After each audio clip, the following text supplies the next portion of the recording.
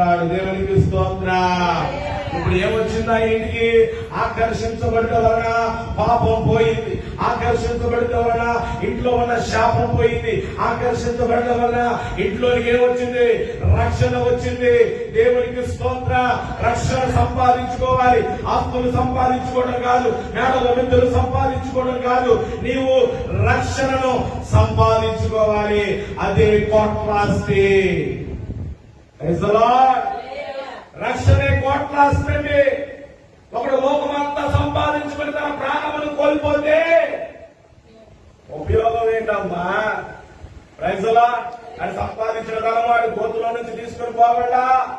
మొత్తం విడిచి అదే రక్షణ అయితే నీ ఎలికెడితే నీతో వస్తుంది. దేవునికి స్తోత్రం. ఒకవేళ బాహ్యంగా నువ్వు నిద్రించిన నీ రక్షణ మళ్ళీ నిన్ను దేవుని రెండో రాకడలో నిన్నేం చేస్తుంటే